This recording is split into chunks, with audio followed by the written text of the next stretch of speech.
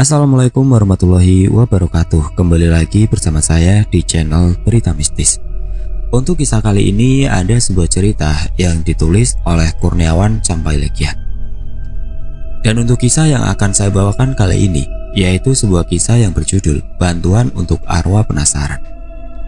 Sebelum kita masuk ke ceritanya, tekan dulu tombol like video ini dan jangan lupa tekan juga tombol subscribe channel ini dan nyalakan juga lonceng notifikasinya agar teman-teman tidak ketinggalan cerita-cerita baru dari channel ini. Dan bagi teman-teman yang ingin membaca langsung ceritanya, nanti silakan saja kunjungi linknya yang nanti akan saya sertakan di kolom deskripsi. Dan seperti apa untuk kisah kali ini? Langsung saja kita simak berikut ini.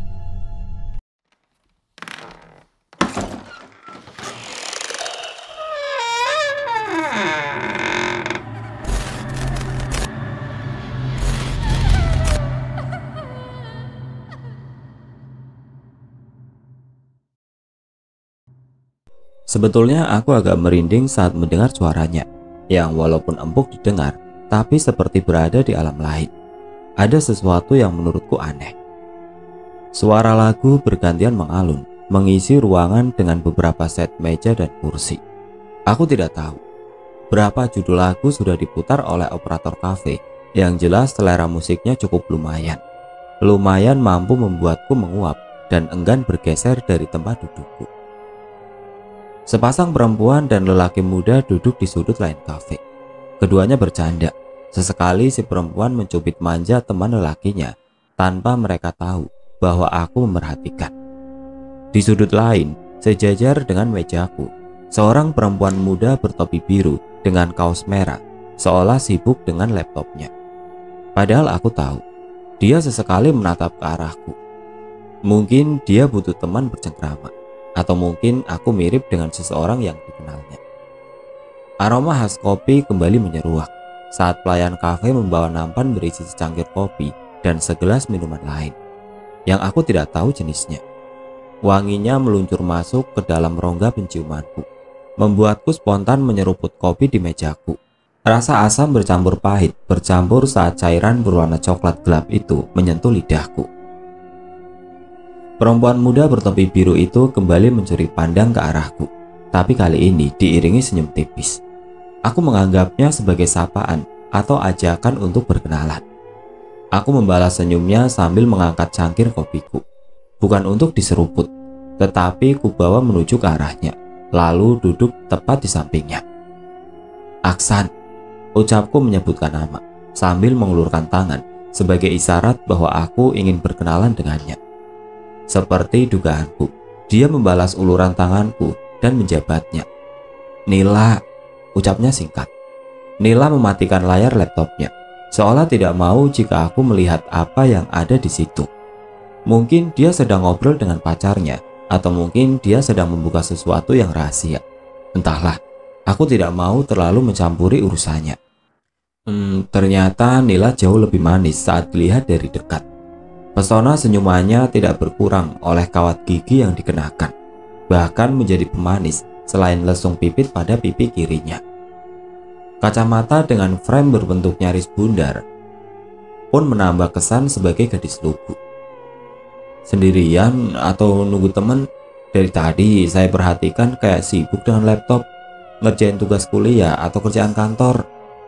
Cecarku dengan pertanyaan. Berharap percakapan tidak hanya berhenti pada perkenalan dan penyebutan nama kami masing-masing. Aku tidak ingin kehilangan momen. Setidaknya aku harus bisa mendapatkan nomor telepon atau nomor WhatsApp Nila. Aku yakin itu bukan hal yang sulit. Ada beberapa bahan obrolan yang spontan muncul dalam benakku. Terlebih sejak tadi, aku sudah tahu bahwa dia beberapa kali mencuri pandang padaku. Aku sendirian, gak nungguin siapa-siapa. Ini habis ngerjain kerjaan kantor, barusan kelar, jawabnya. Kerja di mana, Nil? Aku manggil kamu apa ya bagusnya? Nil atau La? Tanyaku menyambung. Panggil Nila aja, aku kerja freelance, nulis artikel buat beberapa website, kata dia. Percakapan pun semakin melebar, mulai dari membahas pekerjaan, hobi, hingga saling tukar nomor telepon. Percakapan pun semakin melebar, mulai dari membahas pekerjaan, hobi, hingga saling tukar nomor telepon. Persis seperti yang aku harapkan saat memulai obrolan. Sekira kurang lebih 1 jam kemudian, Nila pamit. Katanya masih ada yang harus diselesaikan. Sebenarnya masih ada yang mau aku katakan, tapi sayang, ucapku tidak melanjutkan kalimat. Nila yang sudah berdiri dan akan melangkah menuju pintu keluar berhenti. Dia menoleh, sepertinya dia penasaran dan ingin aku melanjutkan kalimatku. Sayang, kenapa? Aku tidak langsung menjawab, hanya tertawa karena merasa menang. Gak apa-apa sayang, aku baik-baik aja kok, kataku. Nila diam seperti tidak mengerti candaanku. Tapi sejenak kemudian, dia ikut tertawa dan mendatangiku. Oh my god, dia mencubit lenganku, lalu pergi tanpa menoleh lagi. Matahari sudah hampir terbenam. Meski pendar jingga bercampur orange masih terlihat di sebelah barat, aku masih di depan kafe, menyalakan mesin sepeda motorku, lalu meluncur pulang. Seperti senja-senja sebelumnya, aku selalu menghabiskan sebatang rokok sebelum mandi, atau lebih tepatnya membersihkan badan. Kadang sambil menonton YouTube atau sekedar chat dengan teman. Langit mulai gelap saat aku masuk ke kamar mandi. Aku tidak harus menceritakan tentang bagaimana aku mandikan. Ritualnya sama seperti kebanyakan orang. Baru saja aku selesai berpakaian, tiba-tiba ponselku berderik. Mungkin redaktur mau menanyakan sesuatu atau ada hal yang harus ditambahkan pada naskahku tadi. Dengan sedikit malas, aku melangkah menuju meja tempat ponselku kusimpan. Ternyata bukan redaktur, tapi Nila. Entah ada angin apa sampai dia menelponku. Padahal sejak dia meninggalkan kafe tadi sore, aku sama sekali sudah tidak memikirkannya. Halo bang, lagi ngapain? Nila boleh minta tolong gak? Ucapnya. Tapi suaranya terdengar seperti berasal dari tempat yang sangat jauh. Menurutku seperti dari alam lain. Nadanya sangat rendah dan dingin. Belum sempat aku menjawab pertanyaannya, sambungan telepon sudah terputus. Nomor yang Anda tuju tidak terdaftar. Coba periksa kembali nomor tujuan Anda. Suara mesin penjawab menjawab panggilan teleponku saat aku coba menghubunginya kembali. Dalam waktu kurang dari 3 menit, sudah 5 kali aku mencoba menghubunginya, tapi jawaban yang sama terdengar dari mesin penjawab telepon. Aku tidak menyerah dan mencoba menghubungi Nila melalui pesan aplikasi WhatsApp. Pada layar ponselku muncul tulisan berderik saat aku mencoba menghubunginya melalui panggilan WhatsApp. Halo mas, maaf tadi terputus, aku mau minta tolong nih, ucapnya sambil diiringi tawa. Meski suaranya masih terdengar seperti dari tempat yang sangat jauh, tapi aku sedikit lega karena dia menjawab panggilan WhatsAppku. Sebetulnya aku agak merinding saat mendengar suaranya, yang walaupun empuk didengar, tapi seperti berada di alam lain. Ada sesuatu yang menurutku aneh. Nila di mana? Mau dibantuin apa? Aku video call ya. Aku meminta agar Nila mau menerima panggilan video dari aku, tanpa menunggu dia menjawab pertanyaan-pertanyaan sebelumnya. Aku di tempat tinggalku, jangan video call dulu deh mas. Mas, bisa buat berita investigasi nggak tentang penemuan mayat yang dimasukkan dalam karung dan ditenggelamkan di tengah danau di utara kota, ucapnya. Sejenak aku terdiam, mencoba mengingat beberapa kejadian. Aku segera ingat kasus penemuan mayat itu, karena saat itu aku meliput kasus tersebut. Penemuan jenazah seorang wanita muda yang diperkirakan berusia 20 hingga 24 tahun. Jenazah ditemukan dalam kondisi membusuk, dengan kedua tangan diikat ke belakang dan kaki terlipat, seperti posisi janin di dalam kandungan. Jenazah itu ditemukan dalam karung tanpa sehelai benang pun. Tim forensik menduga perempuan itu diperkosa sebelum dibunuh. Sadisnya lagi, dia diikat dan ditenggelamkan dalam kondisi hidup. Saat ditemukan, diduga kuat wanita itu sudah meninggal lebih dari 3 hari. Hingga pekan lalu, belum ada satu orang pun yang melapor atau mengaku kehilangan anggota keluarga. Akhirnya jenazah dikuburkan. Polisi belum menemukan titik terang mengenai pelaku pembunuhan itu. Bahkan identitas korban pun belum diketahui, karena belum adanya laporan kehilangan anggota keluarga. Iya, aku ingat. Tapi aku nggak mau bikin liputan investigasi kalau Nila nggak mau video call. Ucapku seolah merajuk sambil menekan tombol video call pada layar ponselku. Mungkin dia merasa tidak enak menolak panggilan video call dari aku, atau dia merasa khawatir aku tidak mau menolongnya. Padahal jujur saja, aku merasa sangat antusias membuat liputan itu. Nila menerima video callku, tapi sepertinya dia malu-malu menerimanya karena tidak ada gambar Nila di sudut ponsel. Hanya gambar berwarna hitam pekat. Mungkin dia menutup kamera depan ponselnya menggunakan jari. Aku malu mas, jangan video call dulu. Aku punya data soal jenazah itu, tuturnya. Tapi masih dengan suara yang terdengar seperti berasal dari alam lain. Aku merinding bercampur senang. Spontan terbayang bahwa aku akan mendapatkan berita eksklusif yang bahkan penegak hukum pun belum tahu. Oke, besok kasih datanya padaku ya. Sekalian kita lapor ke kantor polisi supaya pelakunya cepat tertangkap, pintaku. Nggak bisa mas, aku nggak bisa lapor ke kantor polisi, kata dia dengan suara yang tetap saja membuatku merinding. Aku tertidur dengan ponsel masih ada dalam genggaman. Tapi tiba-tiba aku terbangun. Seorang gadis bergaun biru duduk di sampingku, tepat di pinggir tempat tidurku. Menurutku penampilannya anggun meski sedikit seksi. Aku baru saja meletakkan ponselku, tapi suara deringnya kembali terdengar. Dengan sedikit enggan, aku kembali melangkah ke meja tempatku menyimpan ponsel. Lagi-lagi Nila. Dia kembali menghubungiku melalui panggilan video. Sebetulnya aku enggan menerima panggilan video itu, bukan karena tidak mau berkomunikasi dengan Nila, tapi karena aku sedikit ngeri mendengar suaranya. Tiba-tiba saja listrik padam. Cahaya kilat yang sesekali terlihat dari sela ventilasi kamarku berpadu dengan suara gemercik rintik hujan yang jatuh di halaman kos. Layar ponselku masih menyala. Suara nada deringnya juga masih terdengar berulang karena Nila mengulang panggilan video. Gambar fotonya yang lumayan cantik muncul pada layar ponsel. Jika aku tidak menerima panggilan itu, kemungkinan besar dia akan terus menelpon atau mengulang panggilan video. Akhirnya, meski sedikit ragu, aku menerima panggilan videonya. Pasti kamu gak mau angkat telepon aku kan tadi?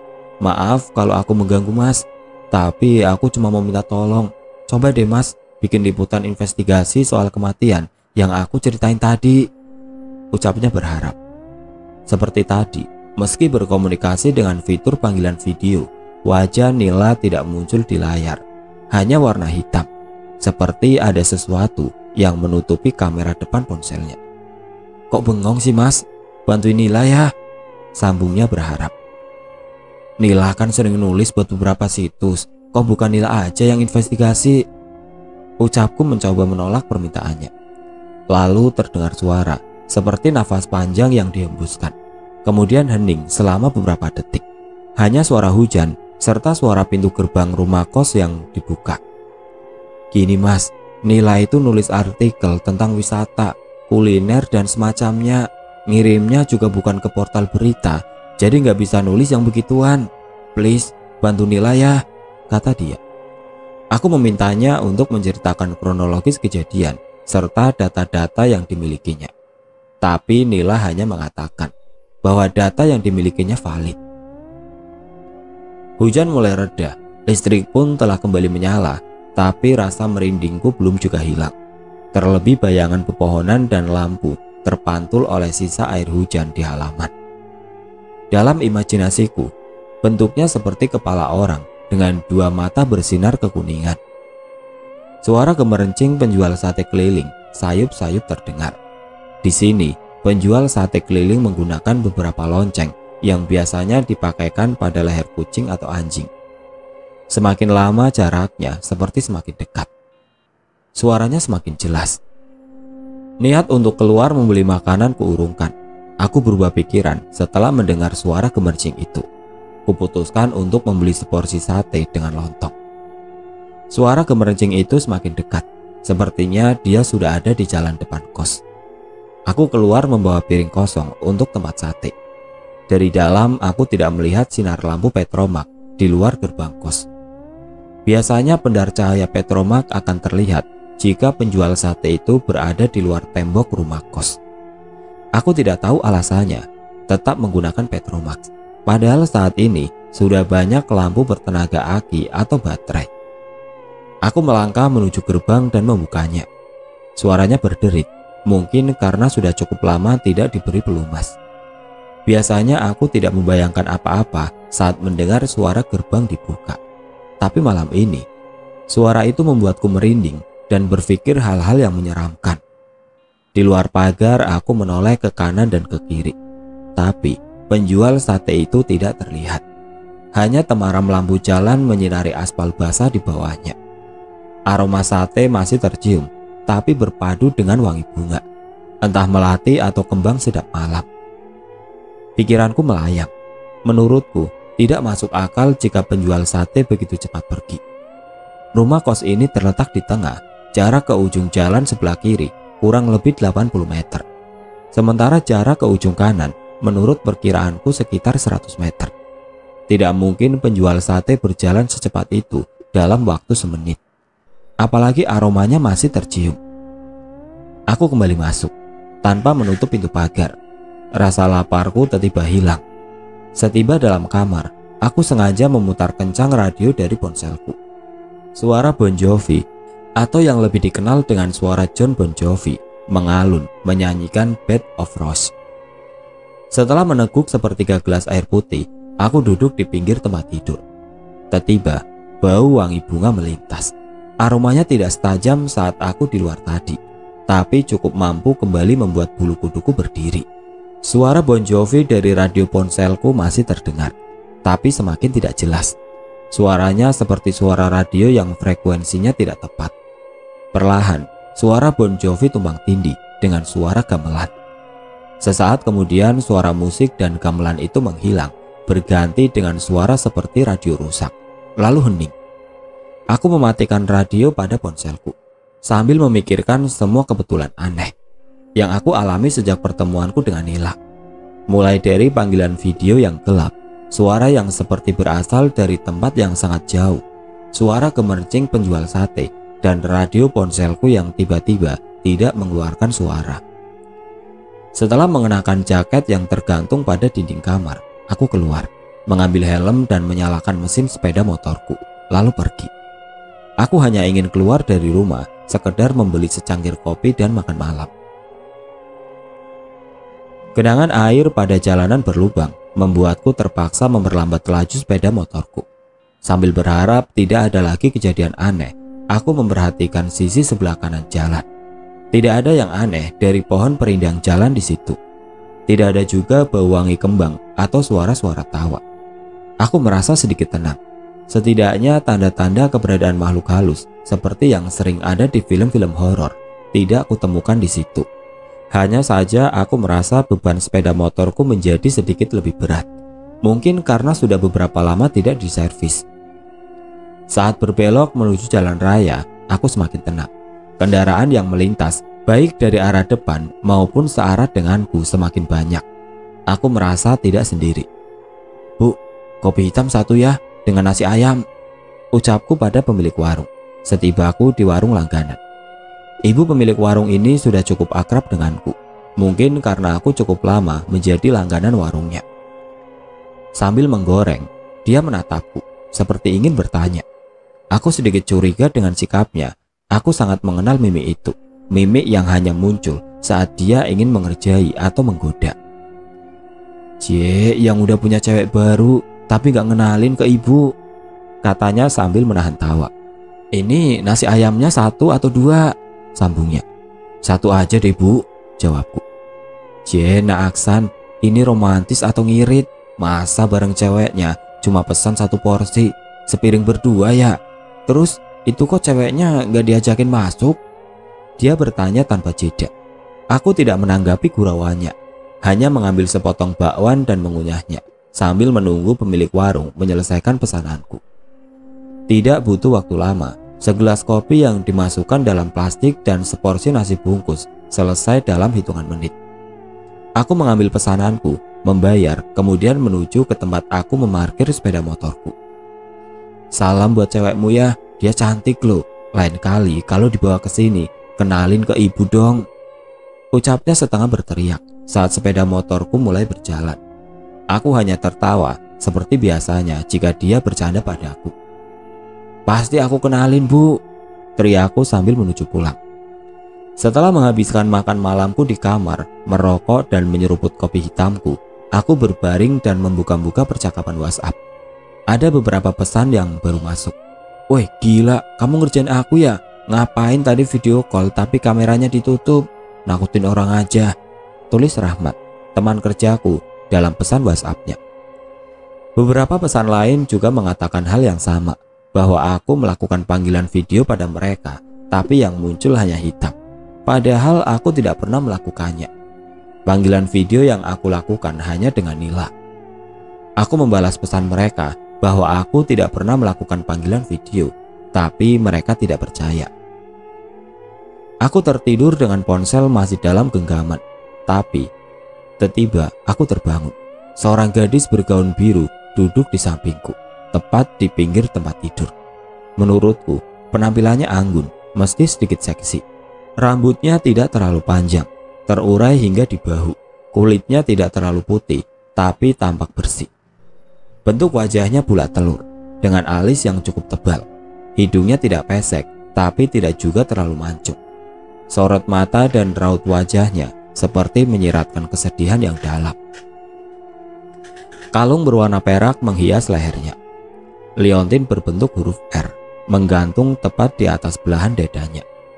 2 gelang pada pergelangan tangannya menambah keanggunan.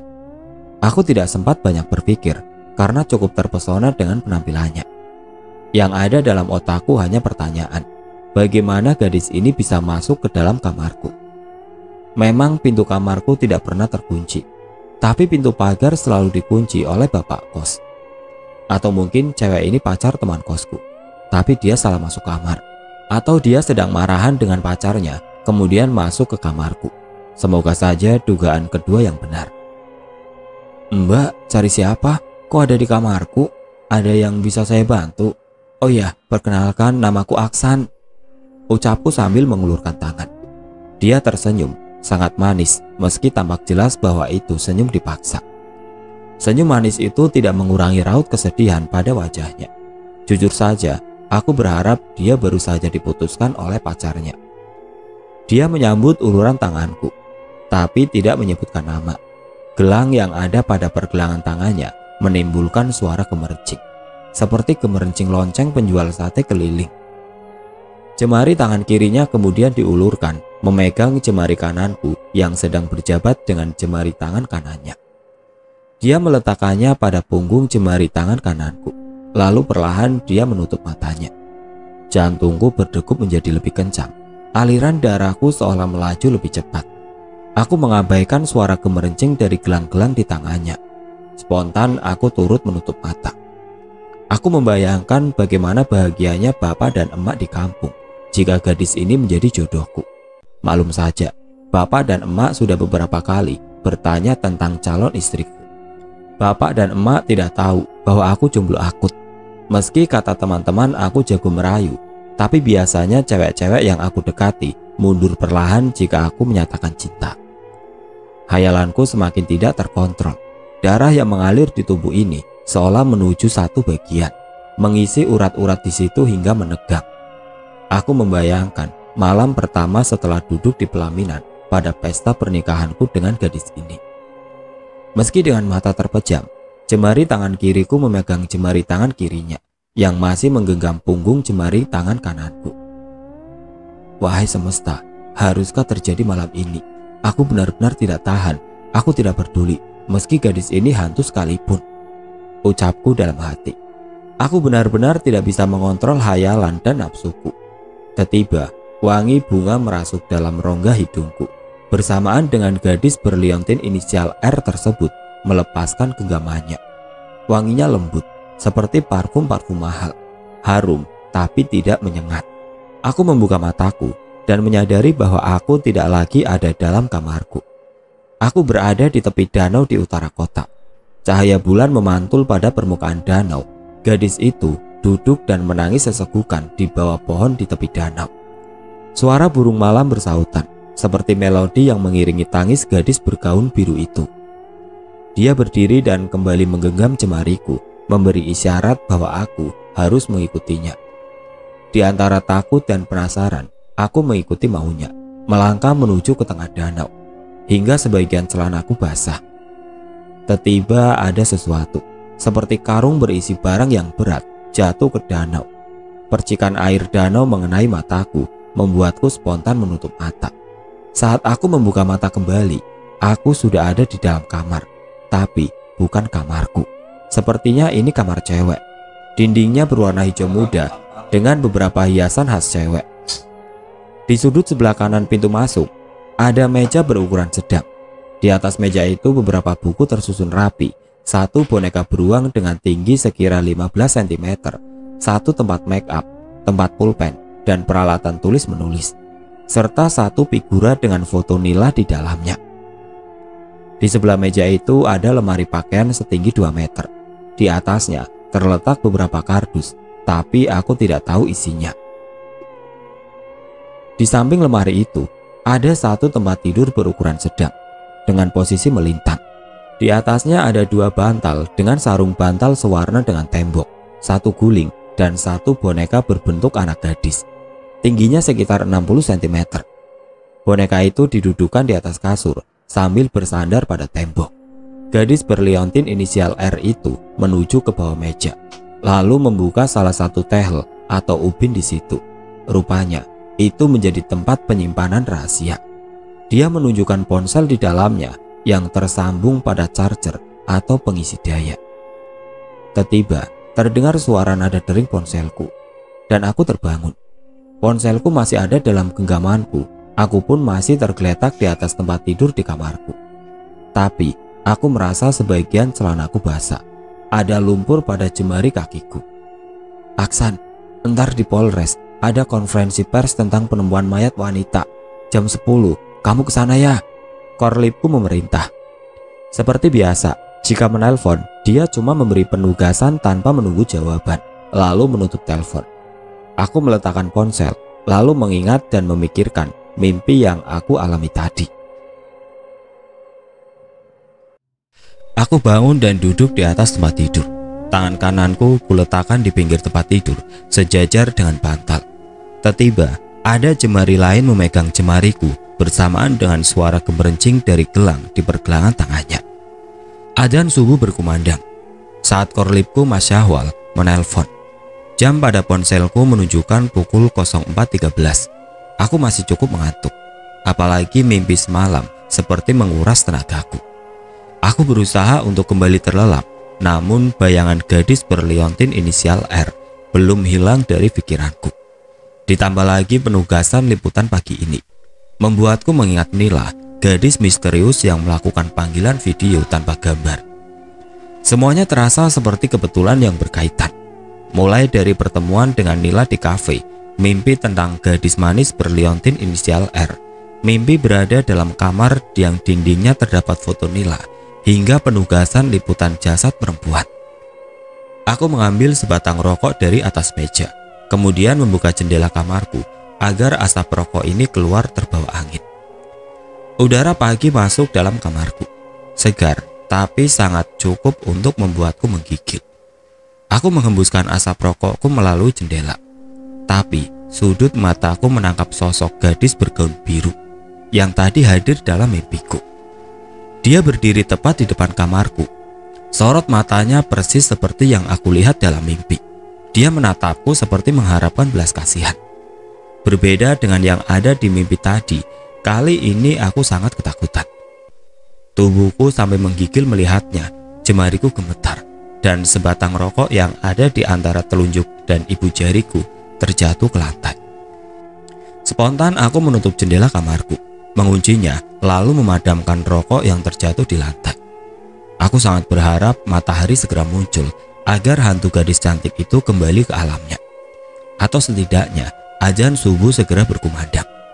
Karena menurut cerita yang aku dengar, hantu akan pulang tepat saat adzan subuh berkumandang. Saking takutnya, aku naik ke tempat tidur dan menutup rapat tubuhku dengan selimut. Aku rela sedikit gerah di dalam selimut sambil menunggu muazin di surau melantunkan adzan subuh. Setelah beberapa menit berada dalam selimut, keringatku mulai bercucuran. Suara azan subuh pun mulai terdengar dari kejauhan. Aku sedikit tenang, meski suara azan dari surau di dekat kosku belum terdengar. Bagian selimut yang menutupi kepalaku perlahan kusingkap. Sentimeter demi sentimeter bagian kepalaku mulai terbuka. Lambat tapi pasti, mataku pun tidak lagi tertutup selimut. Aku membuka kelopaknya dengan pelan, seolah tidak yakin bahwa hantu gadis itu tidak lagi ada. Pandangan mataku menyusuri pinggiran tempat tidur, sudut kamar, dan celah ventilasi. Semuanya aman. Gadis hantu itu tidak muncul di sini. Aku bangun dan duduk di atas tempat tidur. Tangan kananku kuletakkan di pinggir tempat tidur, sejajar dengan bantal. Tiba-tiba, ada jemari lain memegang jemariku, bersamaan dengan suara gemercing dari gelang di pergelangan tangannya. Seandainya saat ini aku bisa lari, aku akan lari sekencang-kencangnya. Tapi saat ini, untuk berdiri pun lututku tidak mampu. Getaran dari tubuhku seperti mampu menggoyangkan tempat tidur.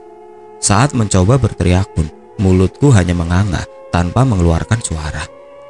Dia terus menatapku, lalu melepaskan genggamannya pada jemariku. Kemudian berjalan atau entah melayang menuju pintu kamar dan menghilang. Setelah menenangkan diri beberapa saat, aku mengambil air minum, berwudu, dan menunaikan sholat subuh. Semua doa pengusir jin yang aku tahu kubaca seusai sholat, berharap dia tidak lagi hadir, bahkan dalam mimpiku. Sebelum pukul 10, aku sudah berada di kantor polisi, menunggu waktu konferensi pers tentang jenazah gadis yang ditemukan tenggelam di danau di utara kota.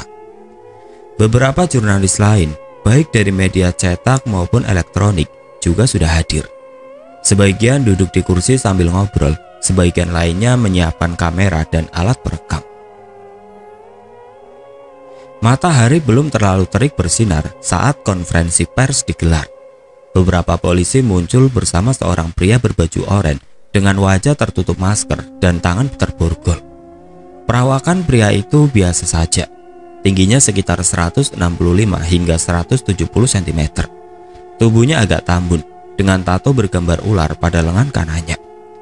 Pada punggung tangan pria itu, terdapat bekas luka sepanjang kurang lebih 5 cm dan tato bunga di samping bekas luka. Berdasarkan keterangan polisi, pria itu Sahrul, berusia 28 tahun. Diduga kuat sebagai pelaku pembunuhan terhadap Rizka, perempuan muda yang ditemukan di dalam karung di tengah danau di utara kota. Pelaku melakukan aksinya seorang diri.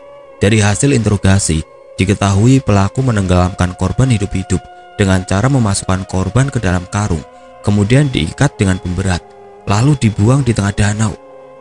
Seorang polisi menjelaskan.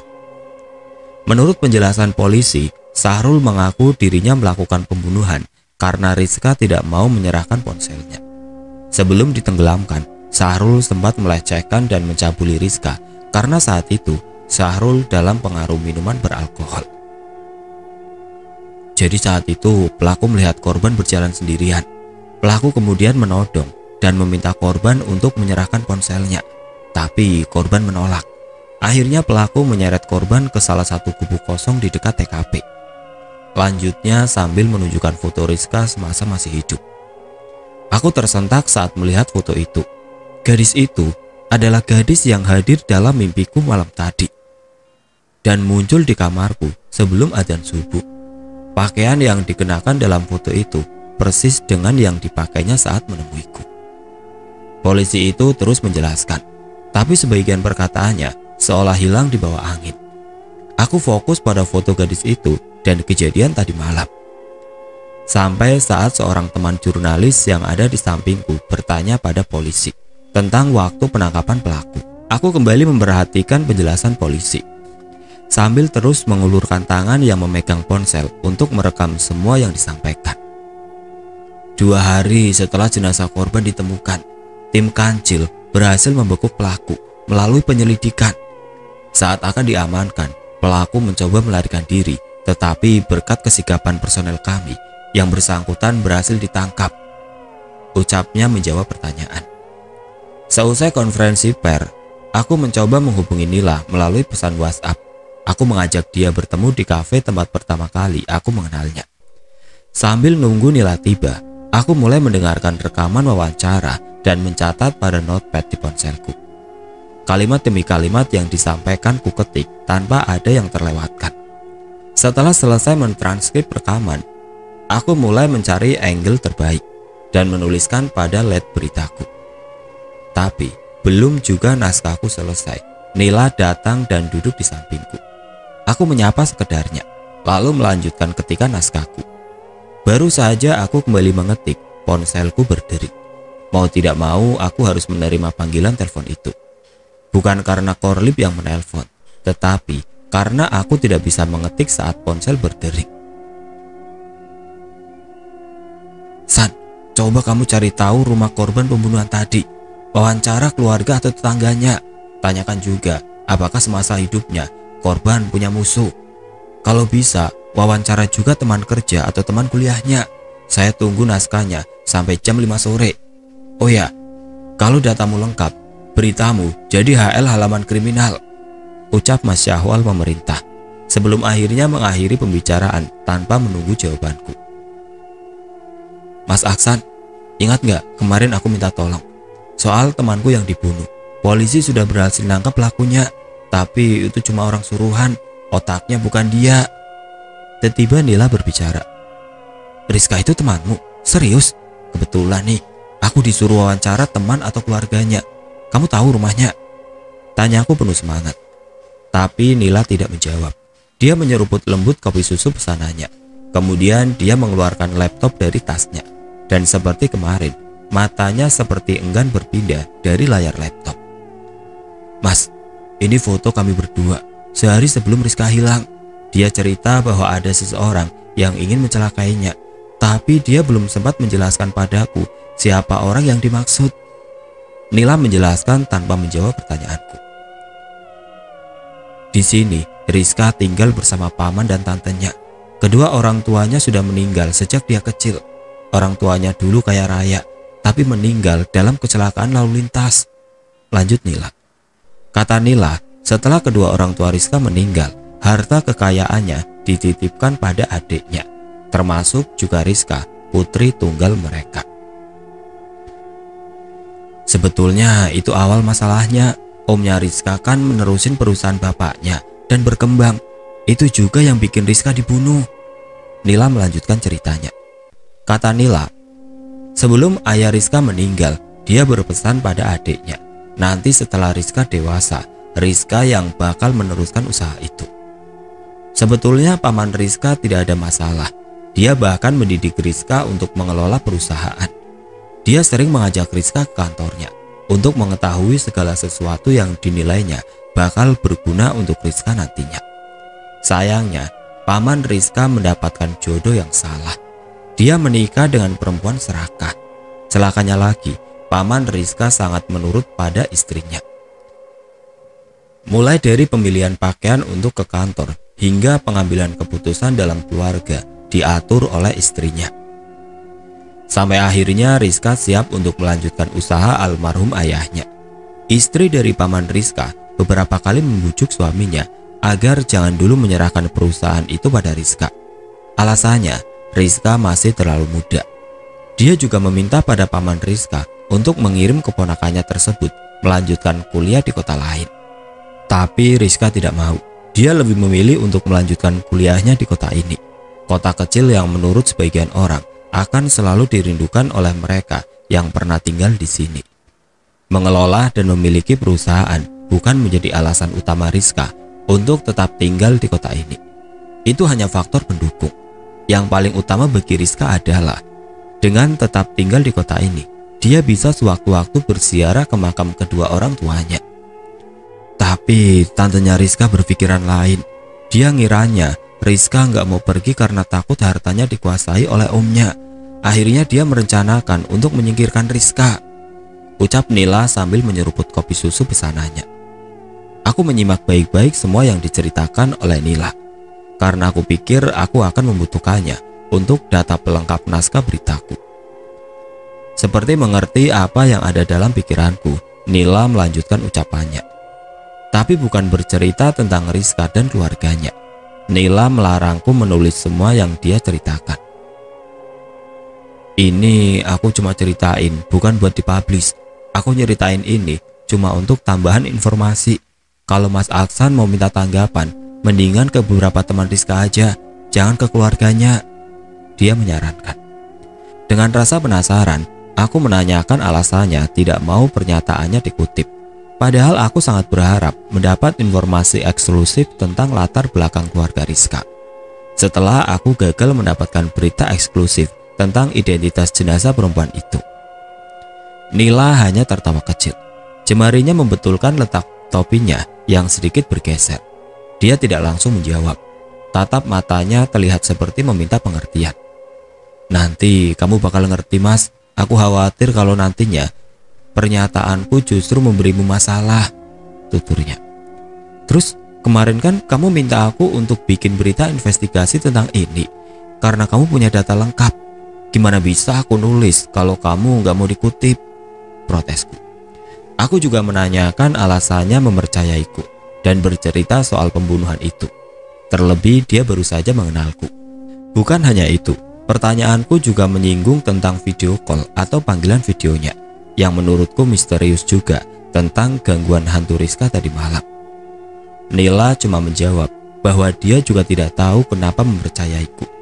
Tidak ada alasan spesifik, tapi untuk pertanyaan lain, dia hanya mengatakan, suatu saat nanti aku akan paham. Dia juga memohon padaku agar tidak mencoba mengusir hantu Rizka jika hantu itu datang lagi. Kata Nila, Rizka dan dirinya membutuhkan bantuanku. Percakapan terhenti saat ponselku berdering. Aku memberi kode pada Nila agar dia diam dulu karena Mas Syahwal kembali menghubungiku. Aku yakin dia menanyakan tentang perkembangan kasus itu. Aku sudah menyiapkan jawaban. Iya Mas, naskah konferensi persnya udah selesai. Saya baru mau nyari rumahnya keluarga korban, kataku sebelum Mas Syahwal bertanya. Mas Syahwal menyuruhku untuk secepatnya mengirim naskah ke email. Dia juga memintaku untuk segera menemui keluarga atau tetangga Rizka atau teman-teman terdekatnya. Gini San, biasanya pelaku pembunuhan dan pencabulan itu orang-orang terdekat atau paling tidak orang yang kenal dengan korban, kecuali kalau perampokan. Tapi kasus ini agak janggal karena barang yang diincar cuma ponsel. Coba cari tahu siapa pacar korban, dia menjelaskan sekaligus memerintah. Sebelum memutuskan sambungan telepon, Mas Syahwal memintaku untuk secepatnya berkabar tentang hasil dari penugasannya. Dapat atau nggak dapat, langsung info ke saya, tegasnya. Nila kembali menatapku. Entah dia kasihan atau mengejek, dia lalu mengambil secari kertas dan pulpen dari dalam tasnya. Kemudian menuliskan sesuatu yang ternyata alamat. Aku membaca alamat yang ditulisnya.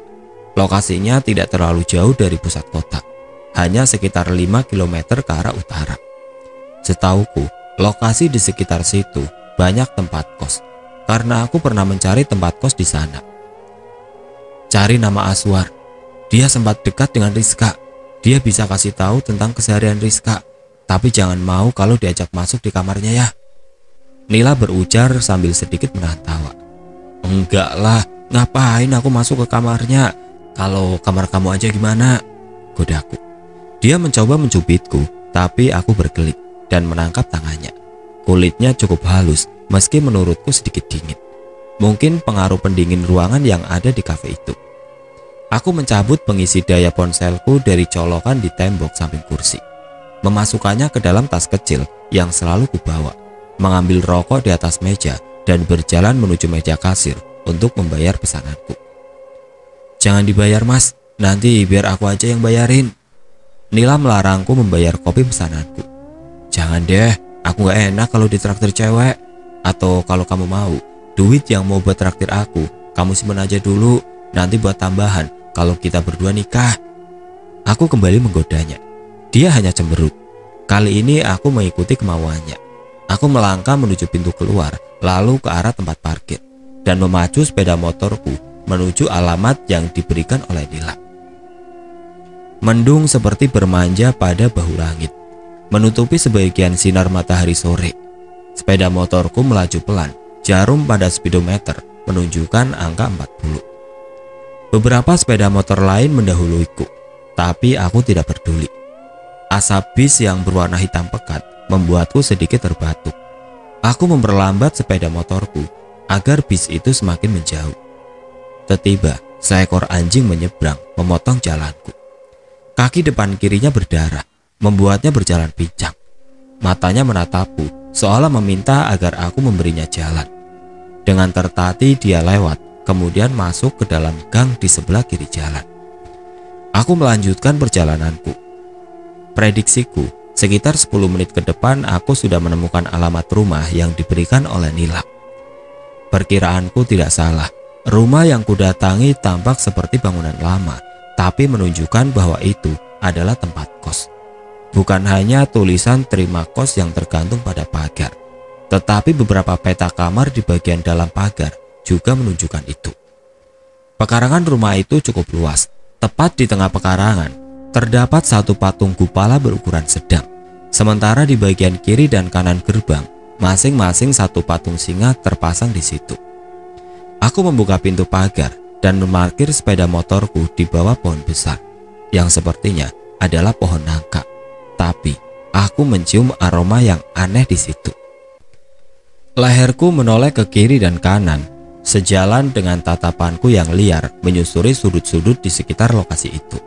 Tapi tidak ada satupun hal yang mencurigakan. Bau itu semakin jelas menyengat hidungku. Arahnya pun semakin dapat ditebak. Aku menunduk, menatap tepat di sebelah kiri roda depanku. Ternyata ada setumpuk kotoran kucing di situ. Seorang pria keluar dari pintu bangunan utama tempat kos tersebut. Dia menyapaku dengan ramah. Aku menduga dia mengira aku sedang mencari tempat kos. Cari tempat kos, Mas. Kebetulan di sini masih ada 2 kamar yang kosong. Bisa bayar per bulan, bisa per tahun juga. Dia menjelaskan.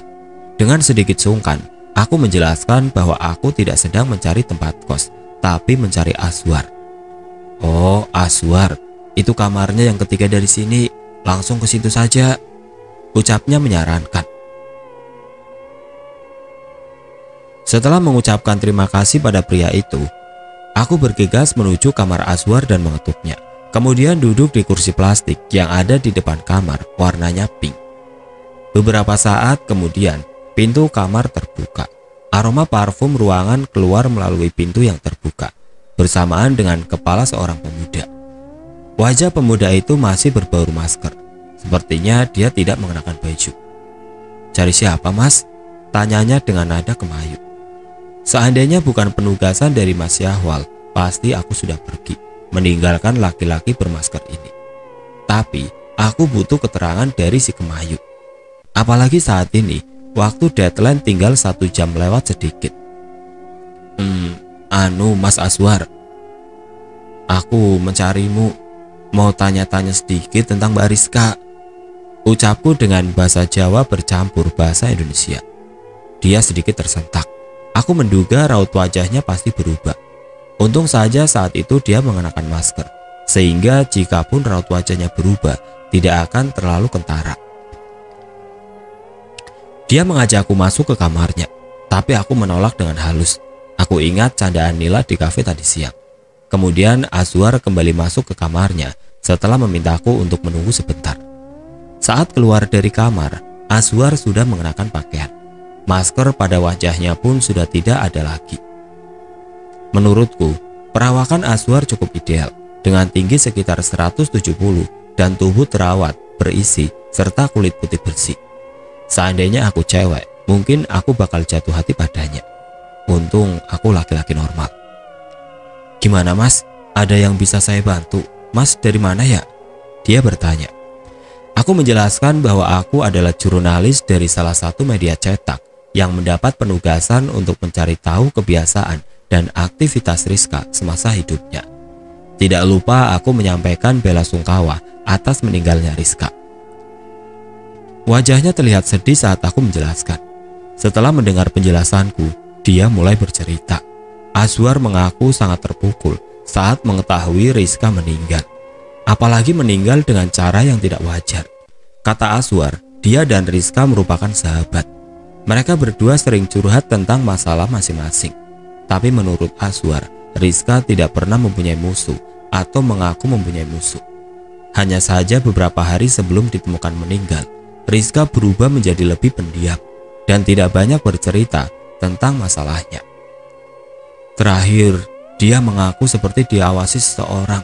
Dia merasa nggak tenang dan terancam, tapi dia nggak tahu siapa yang ngawasin, kata Azwar lirik.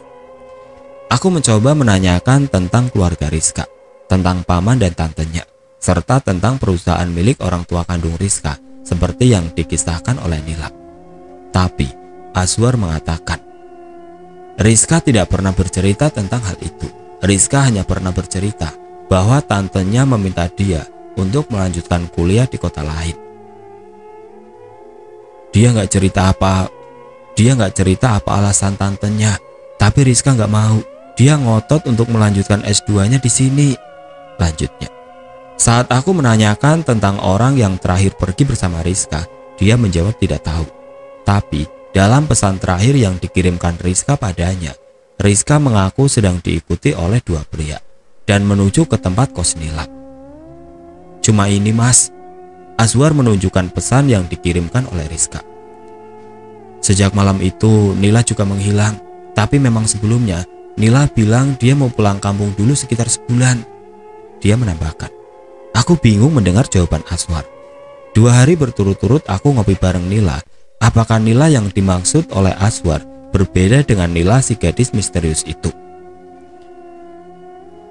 Tunggu dulu mas, apakah Nila yang dimaksud adalah Nila yang pakai kawat gigi? Yang ini bukan? Aku menunjukkan foto profil Nila. Azwar mendekatkan wajahnya pada layar ponselku. Entah sengaja atau tidak, jemarinya menyentuh jariku yang memegang ponsel. Tatap mata kami beradu. Andai saja dia cewek, aku pasti membalas genggamannya. Dia melepaskan genggamannya pada jemariku sambil meminta maaf. Iya mas, itu fotonya Nila. Mas pernah chat sama dia. Dia mencoba menghilangkan kecanggungan tadi. Aku mengiyakan sambil membuka chatku dengan Nila. Aku berniat menunjukkan pada Azwar. Tapi aneh, seluruh chatku dengan Nila hilang. Bahkan pada riwayat panggilan video pun tidak ada panggilan masuk dari dia. Yang ada hanya riwayat panggilan video dari aku ke nomornya. Akhirnya aku membatalkan niatku untuk menunjukkan chat dengan Nila. Sepertinya untuk sementara sudah cukup deh. Terima kasih banyak ya. Oh ya, kalau nanti aku butuh wawancara tambahan, boleh via telepon kan? Tanyaku. Iya mas, catat nomorku ya. Aku tunggu teleponnya. Setelah sedikit berbasa-basi, aku pamit dan melangkah menuju tempat sepeda motorku terparkir. Tapi niatku kuurungkan. Pukul 5 sore, tinggal beberapa puluh menit lagi. Naskah ini harus selesai sebelum itu. Aku menjelaskannya pada Azwar. Azwar mempersilahkan aku mengetik di depan kamarnya. Namun dia tidak menemaniku di situ. Azwar kembali masuk ke kamarnya, entah apa yang dia lakukan. Pukul 16.52, naskahku sudah kelar dan terkirim ke email redaksi kantor. Setelahnya, aku bergegas pulang karena Azwar tidak menyahut saat beberapa kali kupanggil. Aku berniat singgah di warung makan langgananku sebelum pulang. Perutku mulai lapar, sekaligus mencari teman ngobrol dan bergosip. Nak Aksan, kok sendirian aja? Cewek yang kemarin mana? Gak diajak? Sapa ibu pemilik warung.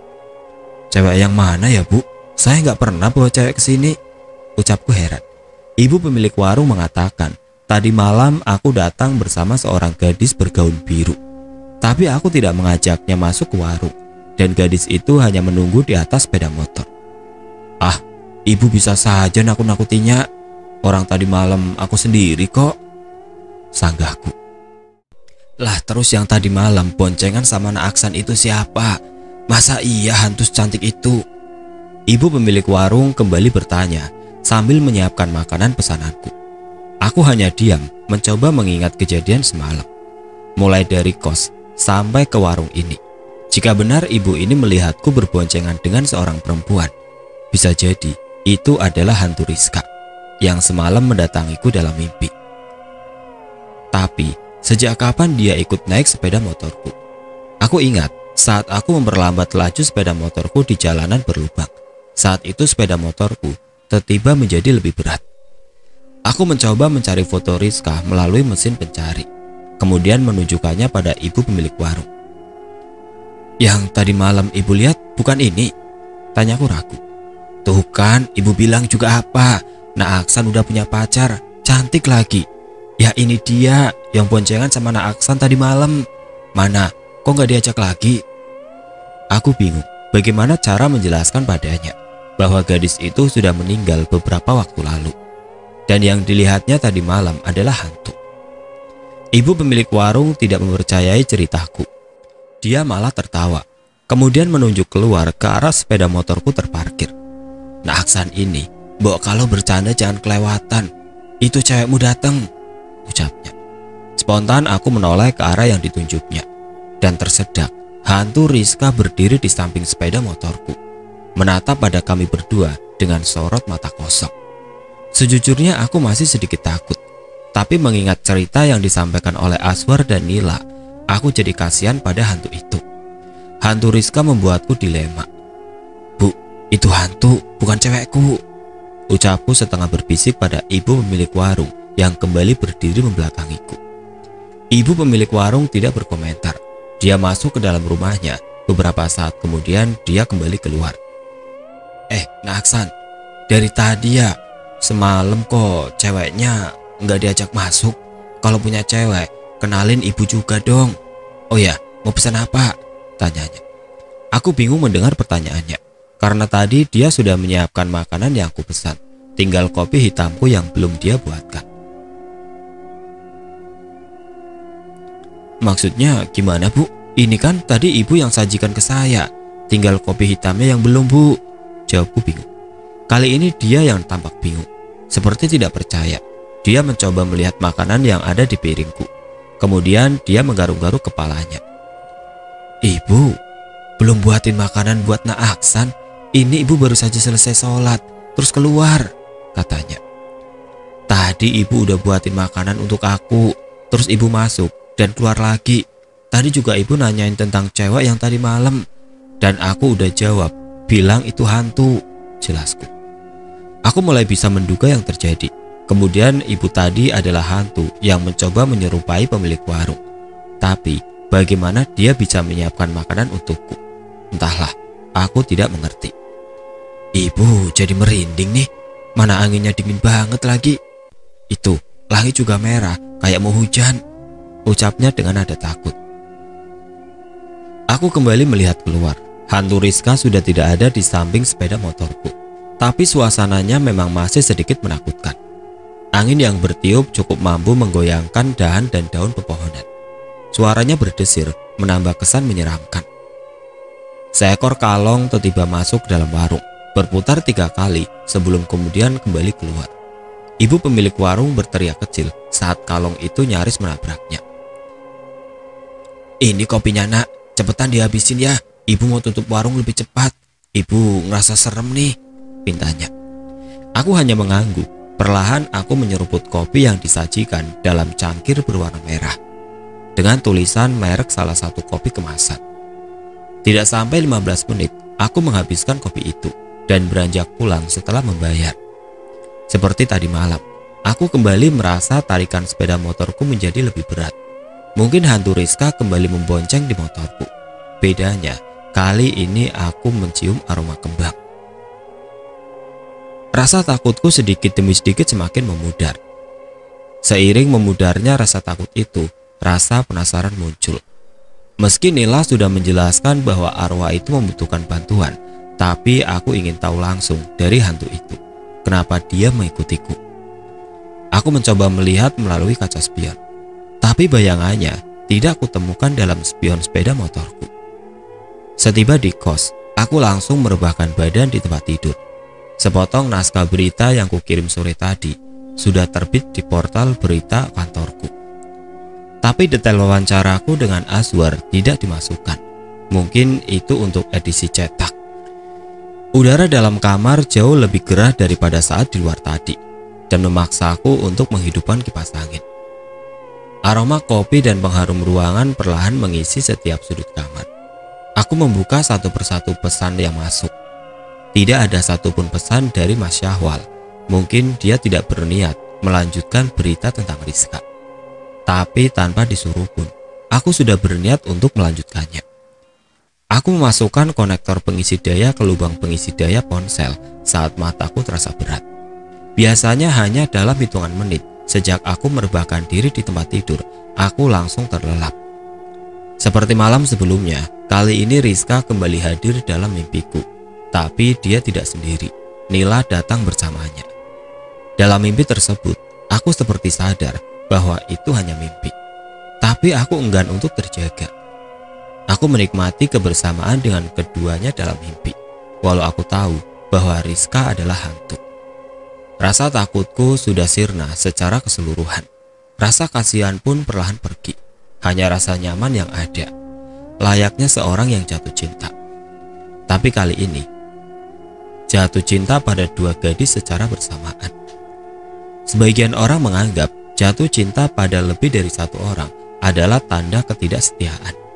Tapi menurutku tidak. Jatuh cinta itu hampir sama dengan marah. Semua orang bisa saja marah pada beberapa orang dalam waktu yang sama. Itu manusiawi. Kedua gadis ini memiliki kelebihan masing-masing yang mampu membuat perasaanku bergolak. Mereka duduk mengapitku di pinggir tempat tidur. Nila di sebelah kanan, sedangkan Rizka di sebelah kiriku. Rizka tidak pernah berbicara sepatah kata pun, hanya tatapannya yang terus menyiratkan kesedihan. Tapi jemari lentiknya menggenggam erat jemariku. Sementara Nila, dia bercerita bahwa Rizka akan dibunuh. Dia mengetahuinya karena Rizka mendapat ancaman dari pelaku. Jadi gini mas, aku dan Rizka ini bersahabat karena kami merasa memiliki nasib yang sama. Sehari sebelum Rizka dibunuh, dia cerita ke aku bahwa dia merasa terancam. Ada seseorang yang menerornya melalui aplikasi pesan instan. Nila mengatakan hal itu dan dibenarkan dengan anggukan oleh Rizka. Setelah itu, keduanya sepakat untuk saling menjaga. Caranya dengan memasang aplikasi WhatsApp web pada ponsel masing-masing. Sehingga semua pesan dan panggilan yang masuk akan diketahui bersama. Beberapa jam sebelum pembunuhan terjadi, ada pesan bernada ancaman yang masuk ke ponsel Rizka. Tapi Nila bisa membacanya melalui WhatsApp web. Nila berinisiatif untuk mengambil gambar layar dari pesan itu. Hal itu dilakukan untuk antisipasi jika terjadi apa-apa pada Rizka. Jadi malam itu Rizka sempat kirim pesan pada Aswar bahwa dia diikuti oleh dua pria dan Rizka berencana untuk ke rumahku. Lanjutnya. Tapi rencana Rizka untuk ke rumah Nila tidak kesampaian. Rizka diculik di tengah jalan. Untungnya Rizka sempat mengirimkan lokasinya melalui aplikasi pesan instan. Sehingga Nila mengetahui tempat Rizka disekap. Dia sempat menelponku dan berteriak minta tolong. Setelah itu ponselnya tidak aktif. Tapi aku sudah screenshot semua chatku dengan Rizka. Ponselku aku simpan di kamar, di bawah meja di kamarku. Kata Nila sambil sesegukan. Mungkin dia mengingat kejadian malam itu.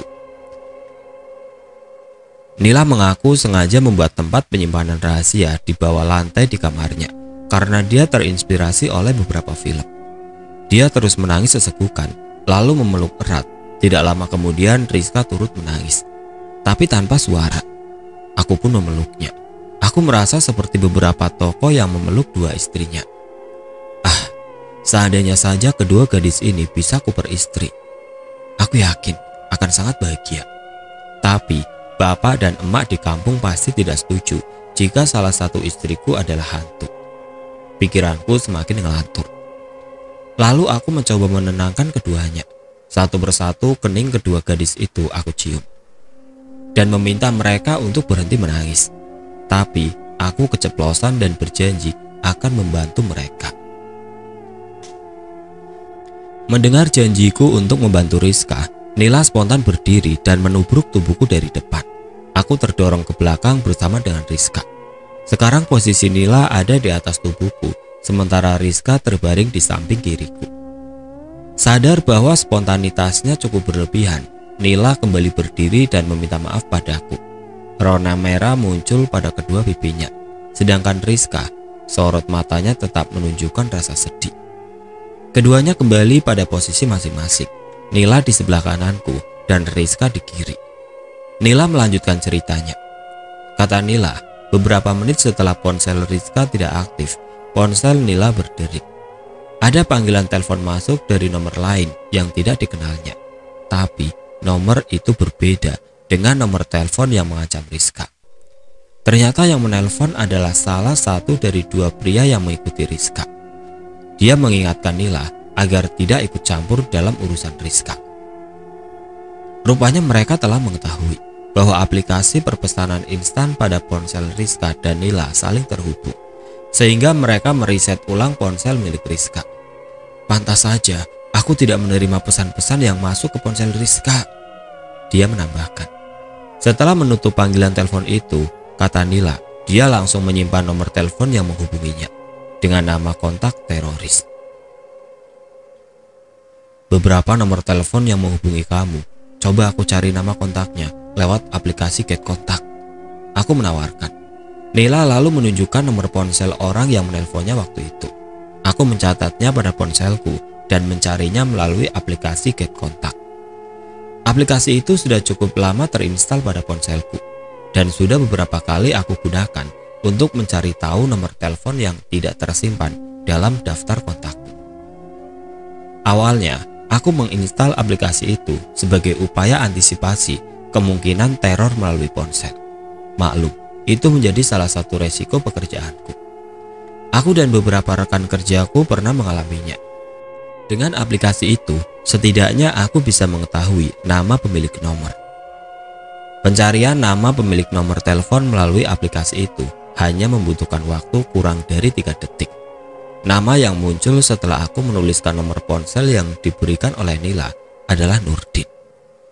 Ada 38 penanda pada nomor itu. Penanda adalah nama kontak yang ditulis oleh orang lain dalam ponselnya. Dari 38 penanda, 32 diantaranya tertulis nama Nurdin. Lalu, aku kembali meminta pada Nila agar dia menunjukkan gambar tangkapan layar atau screenshot chat antara Rizka dan pria yang satu. Aku ingin mencari nama kontaknya melalui aplikasi ini. Ternyata, dugaan Nila benar bahwa pelaku pembunuhan terhadap Rizka bukan satu orang. Pemilik nomor telepon yang menghubungi Rizka adalah Syahrul, yang beberapa hari lalu sudah diringkus oleh polisi. Aku terbangun gegara suara petir. Rupanya hujan turun dengan cukup deras. Lampu kamarku masih menyala, begitupun kipas angin. Aku berdiri dan mematikan kipas angin, lalu mengambil ponselku yang masih terhubung dengan pengisi daya. Iseng kubuka aplikasi Get Kontak sambil mencoba mengingat nomor telepon yang ditunjukkan oleh Nila dalam mimpi. Tapi sebelum aku mengingat nomor itu, pada riwayat pencarian nomor di Get Kontak tertera nama Nurdin dan Syahrul. Sejak kehadiran Rizka dan Nila tadi malam, aku sudah tahu bahwa itu hanya mimpi. Tapi tetap saja aku merasa aneh. Seandainya yang hadir dalam mimpi cuma Rizka, mungkin tidak seaneh ini kurasa. Karena aku tahu persis arwahnya penasaran. Tapi Nila, aku beberapa kali bertemu di dunia nyata. Waktu masih menunjukkan pukul 03.19. Tidak mungkin aku menghubungi Nila pada saat ini. Akhirnya, aku kembali merebahkan diri di atas tempat tidur. Hari ini tidak ada agenda liputan pagi, liputan siang dan sore pun tidak ada. Jika hingga siang nanti tidak ada kejadian, sepertinya aku harus mencari isu liputan. Mungkin melanjutkan berita tentang Rizka. Setelah mandi dan mengenakan pakaian, aku keluar. Tujuanku ke warung kopi yang terletak tidak jauh dari kantor polisi, supaya lebih cepat tiba jika tiba-tiba ada info kejadian. Lantai halaman tempat kosku masih basah akibat sisa hujan semalam. Beberapa ranting dan dedaunan berceceran, mungkin akibat angin dan air hujan yang menerpanya. Matahari bersinar cukup cerah, sedikit lebih cerah daripada perasaanku saat ini. Mungkin jika Rizka dan Nila jadi milikku, cerahnya sinar matahari hari ini akan kalah oleh cerahnya hatiku. Meski aku tahu bahwa Rizka adalah hantu, tapi sejujurnya aku berharap bisa bersamanya. Terlebih dia juga menunjukkan rasa suka padaku. Akan lebih membahagiakan jika Nila juga mau denganku. Aku yakin keduanya tidak akan marah dan saling cemburu karena mereka sahabat dekat. Percikan sisa air hujan dari aspal mengenai sebagian wajahku, menyadarkanku dari lamunan tidak masuk akal. Spontan aku meneriaki pengendara mobil berwarna kuning yang melintas kencang. Hanya 2 kelokan sebelum tiba di warkop, aku melihat satu pohon besar yang tumbang. Aku mendekat dan memarkir sepeda motorku. Beberapa petugas dari instansi pemerintah tampak memotong dahan pohon. Mereka mengenakan helm kuning dan rompi merah saat berada di dekat dedaunan. Warnanya mengingatkanku pada poster Bob Marley. 2 orang dari mereka terlihat duduk pada batang pohon yang telah dipotong. Keduanya asik menikmati rokok kreteknya sambil bercerita. Aku mencoba mencuri dengar pembicaraan, berharap mendapatkan bahan berita. Ternyata tidak ada korban dari kejadian itu, baik korban jiwa maupun materi. Hanya lantai trotoar yang pecah akibat tertimpa dahan. Syukurlah jika tidak ada korban. Meski itu berarti aku tidak mendapatkan berita dari kejadian itu. Aku melanjutkan perjalanan menuju warkop.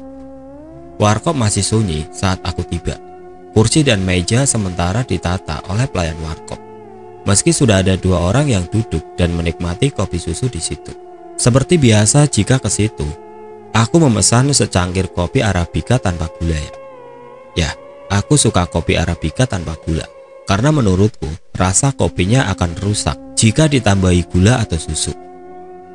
Ada 2 panggilan tidak terjawab tertera pada notifikasi ponselku.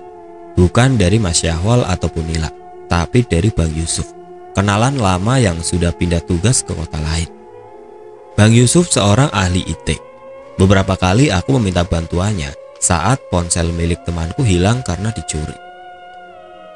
Aku tidak tahu alat apa atau aplikasi apa yang dia gunakan, tapi dia mampu menemukan lokasi ponsel temanku dengan sangat akurat, dengan catatan kartu SIM yang digunakan belum diganti oleh pencurinya.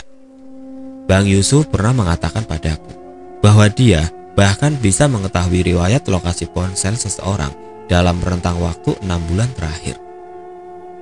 "Pagi bang, ada kabar apa nih? Tumben menelpon saya," kataku saat menelpon balik.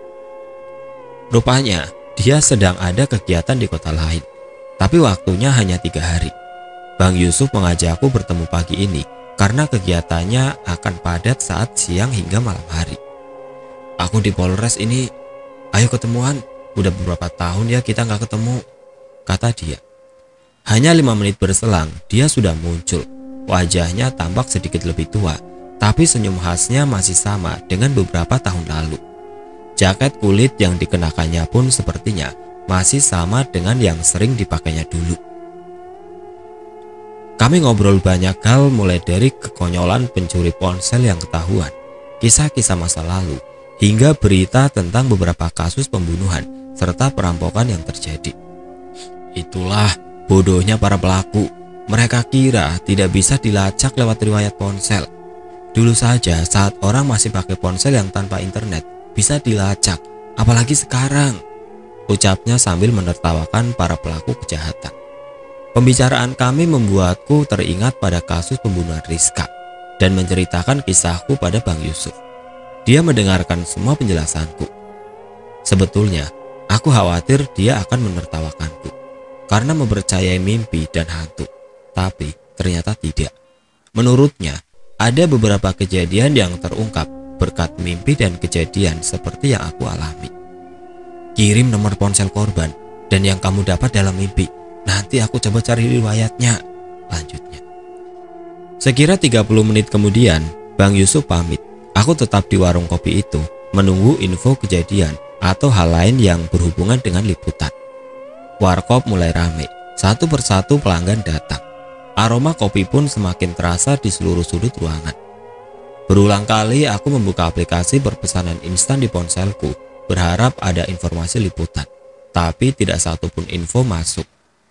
Beberapa grup jurnalis memang ramai dengan chat, tapi semua hanya berisi candaan. Aku memutuskan untuk pergi ke kantor polisi dan menemui Kasat Reskrim. Semoga saja ada perkembangan atas kasus pembunuhan Rizka. Setibanya di ruang Kasat Reskrim, seperti biasa, dia mempersilahkan aku untuk duduk. "Sendiri, San? Teman lain mana? Mau tanya kasus apa lagi?" tanyanya. Aku menanyakan beberapa hal tentang kasus pembunuhan Rizka, mulai dari keterlibatan pelaku lain, keterlibatan keluarga korban, hingga motif lain selain ingin merampas ponsel milik korban. Kata dia, ada hasil penyidikan, pelaku mengaku melakukan aksinya seorang diri. Motif pelaku pun masih sama, yakni ingin merampas ponsel milik Rizka, tapi Rizka melawan. Dia menghentikan penjelasannya saat seorang pria yang merupakan penjual di kantin Porles masuk membawa 2 cangkir kopi susu dan sejumlah makanan ringan. "Ngopi dulu, San," kata dia menawarkan setelah pria itu kembali keluar. "Siap bang, terima kasih," jawabku. Dia melanjutkan penjelasannya. Menurutnya, polisi memang curiga ada pelaku lain selain Sahrul. Tapi untuk sementara waktu, petunjuk yang ditemukan memang hanya pada satu pelaku. Saat ini, kata dia, polisi sedang merampungkan berkas perkara kasus itu. Jika semua berjalan lancar, kemungkinan besar pelimpahan berkas ke kejaksaan akan dilakukan pada pekan ini. Mudah-mudahan minggu ini sudah tahap 1. Kalau Kejari anggap lengkap, nanti kita lanjut tahap 2-nya. Semoga langsung P21, harapnya. Pelimpahan tahap 1 adalah pelimpahan berkas perkara. Jika jaksa menilai berkas sudah lengkap atau P21, maka selanjutnya akan dilakukan pelimpahan tahap 2, yakni pelimpahan berkas perkara dan tersangka pada pihak kejaksaan. Tapi, jika jaksa menilai berkas belum lengkap, maka polisi harus melengkapi hal-hal yang menjadi petunjuk jaksa. Setelah menghabiskan kopi, aku pamit. Sepertinya dia juga ada kegiatan yang harus dilakukan, karena berulang kali dia membuka aplikasi perpesanan instan pada ponselnya. "Bang, saya jalan dulu. Terima kasih untuk penjelasannya tadi," kataku sebelum keluar dari ruangan. Entah kenapa, tapi tiba-tiba aku ingin melihat langsung lokasi pembunuhan dan penemuan mayat di danau di utara kota itu. Kupacu sepeda motorku dengan lebih cepat daripada biasanya. Beberapa lampu pengatur lalu lintas aku lewati. Hampir saja aku menabrak pengendara sepeda motor lain yang mendadak mengerem laju kendaraannya. Matahari masih cukup terik bersinar, meski sedikit demi sedikit mulai bergeser ke arah barat. Tapi di tepi danau, sinarnya sedikit terhalangi oleh dedaunan pohon. Kata beberapa temanku, saat siang hingga sore, danau ini menjadi tempat berpacaran. Tapi kalau malam, lokasinya menjadi sangat sunyi dan gelap. Mungkin dia benar. Pada beberapa titik di tepi danau, beberapa pasang pemuda dan pemudi tampak asik bercengkrama. Seorang gadis manis yang duduk di atas motor bersama kekasihnya tampak mencubit paha teman prianya, kemudian tertawa manja. Pada jembatan berwarna biru yang menuju tengah danau, 2 pria berjaket dan mengenakan topi sedang menunggu kailnya dimakan oleh ikan. Sementara tidak jauh dari situ, di sekitar tengah danau, seekor ikan melompat keluar dari air dan kembali masuk. Aku merasa ada yang aneh di belakangku. Saat menoleh, sosok gadis bergaun biru dengan kalung berliontin R ada di situ. Ya, Rizka ada di belakangku. Dia mendekatiku. Aku tidak tahu apakah dia melayang atau berjalan. Yang pasti, dia semakin dekat. Seperti biasa, dia tidak berkata-kata. Sorot matanya pun masih menunjukkan kesedihan. Dia mendekatiku, semakin dekat dan semakin dekat. Sampai akhirnya dia menggenggam jemariku. Seperti beberapa pasang kekasih yang saling menggenggam di tepi danau. Aku menatapnya, dan dia membalas dengan tatapan dalam yang aneh. Kemudian dia mendekatkan wajahnya ke wajahku. Aku tidak tahu harus berbuat apa saat tiba-tiba dia mencium bibirku. Dia mengulumnya, aku bisa merasakan lidahnya yang basah. Kemudian dia melepaskan ciumannya, lalu pergi dan menghilang. Aku mencarinya, menoleh ke beberapa arah, tapi dia tidak terlihat. Hanya ada beberapa makhluk lain yang sepertinya berasal dari dunia yang sama dengan hantu Rizka. Aku kaget, karena tiba-tiba makhluk-makhluk itu ada di sekelilingku. Satu makhluk terlihat duduk di atas perahu di tepi danau. Tubuhnya sangat kurus, dengan kepala pelontos dan bola mata besar seperti mau meloncat keluar. Di atas pohon yang tepat berada di belakangku, Sosok lain yang tidak kalah seram sedang duduk di dahan. Bentuknya seorang wanita tua dengan rambut putih terurai. Pada pergelangan kakinya, dia memakai gelang berlonceng. Payudaranya terjuntai turun hingga ke perutnya. Saat dia menyeringai, 2 taring berwarna putih terlihat. Sosok lain ada di antara sepasang kekasih yang tidak jauh dari tempatku. Saat si pria merangkul pundak kekasihnya, sosok berbulu dengan mata merah duduk dengan kepala bersandar pada paha si gadis. Dia meniup-niup paha si gadis. Aku tidak mengerti apa yang terjadi. Bulu kuduku berdiri melihat itu semua, tapi tidak ada yang bisa aku lakukan, hanya melihat semua makhluk itu. Tiba-tiba, satu makhluk lain yang entah datang dari mana naik ke atas boncengan sepeda motorku. Tingginya hanya sekitar 60 cm, dengan tubuh gempal dan perut gendut. Yang aneh dari sosok ini adalah bibirnya tidak horizontal, tetapi vertikal. Refleks aku mengibaskan tanganku agar makhluk itu turun. Dia seperti kaget karena aku bisa melihatnya. Lalu dia beringsut turun dan pergi ke tempat lain.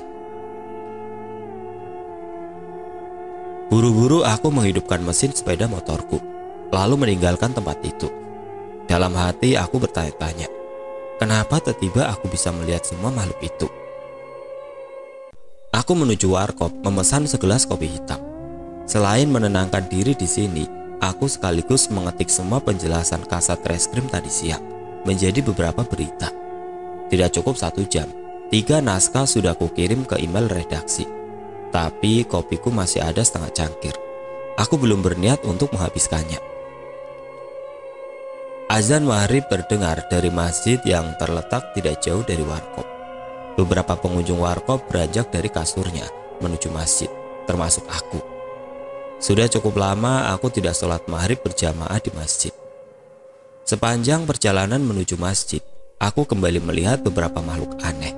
Ada yang berjingkrak-jingkrak di bawah pohon, ada yang berendam di selokan, ada juga yang berjalan menjauhi masjid. Satu makhluk lain yang berperut buncit dengan daun telinga runcing menggelayut pada kaki seorang pria yang berjalan menuju masjid, membuat langkah si pria seperti berat. Aku bergidik dan belum mengerti apa yang terjadi. Kenapa tiba-tiba aku bisa melihat mereka semua? Tapi aku mulai terbiasa. Setelah menunaikan sholat maghrib, aku kembali ke warkop. Masih seperti tadi, banyak makhluk aneh di sepanjang perjalanan. Bahkan kali ini jumlahnya menjadi lebih banyak. Ada yang berbentuk babi berwarna hitam dengan kepala perempuan. Ada yang tingginya melampaui atap rumah warga. Liurnya terus menetes, menjijikan. Aku tidak memperdulikan mereka dan terus melangkah menuju warkop. Daya ponselku sudah hampir habis. Indikator baterai menunjukkan 19%. Lalu aku menghubungkannya dengan pengisi daya. Sambil mengisi daya, aku membuka aplikasi perpesanan instan. Tapi tidak ada pesan yang masuk, kecuali dari Bang Yusuf. Dia mengirimkan beberapa foto hasil pencarian nomor telepon yang aku berikan tadi. Foto pertama menunjukkan nomor ponsel Rizka pada pukul 16.05 saat pembunuhan terjadi. Lokasinya ada di rumah. Foto kedua pada waktu yang sama. Ada 3 nomor ponsel berada di gubuk tidak jauh dari danau itu. 2 nomor ponsel yang tercantum adalah nomor Sahrul dan Nurdin, terduga pelaku lainnya. Sementara nomor 1, aku tidak mengenalinya. Aku mencarinya melalui aplikasi Get Kontak. Ternyata itu nomor telepon milik Dian, Tante Rizka. Pukul 16.27 di gubuk dekat danau sudah tidak ada lagi nomor telepon yang terlacak. Ketiga nomor telepon sudah berpindah lokasi. Nomor telepon Sahrul dan Nurdin berada tidak jauh dari rumah Rizka. Sementara nomor telepon Dian dan Rizka berada pada titik yang sama, yakni di rumah Rizka. Selanjutnya pukul 16.44, 3 nomor telepon berada pada lokasi yang sama, di gubuk dekat danau. Ketiga nomor telepon itu adalah nomor telepon Sahrul, Nurdin, dan nomor telepon Rizka. Tapi 1 jam kemudian, hanya tersisa 2 nomor telepon di situ. Nomor telepon Rizka hilang dan tidak terdeteksi. Pada pukul 21.07, nomor telepon Sahrul terdeteksi berada di danau, sementara nomor telepon Nurdin berada di pusat kota. Dari riwayat lokasi nomor ponsel itu, aku menduga ada pembicaraan antara Dian, tantenya Rizka, dengan Nurdin dan Syahrul. Lalu dia pulang dan menyuruh Rizka pergi agar kedua orang itu bisa melakukan aksinya. Keduanya lalu memerkosa Rizka di gubuk dekat danau, kemudian ditenggelamkan hidup-hidup ke danau. Kemudian ditenggelamkan hidup-hidup ke dalam danau. Tidak menunggu lama, aku menghubungi Mas Syahwal dan menceritakan hasil tracking nomor ponsel itu. "Boleh saya tulis ya Mas?" tanya aku meminta pertimbangannya. Mas Syahwal memperbolehkan aku menulisnya dengan catatan aku harus kembali menghubungi Bang Yusuf untuk meminta persetujuannya. Aku juga harus kembali menghubungi Kasat Reskrim untuk meminta penjelasannya. Bang Yusuf memperbolehkan aku menulisnya dan mencantumkan namanya sebagai narasumber. Setelah itu, aku menghubungi Kasat Reskrim melalui ponselnya. Sepertinya dia tidak terkejut mendengar penjelasanku.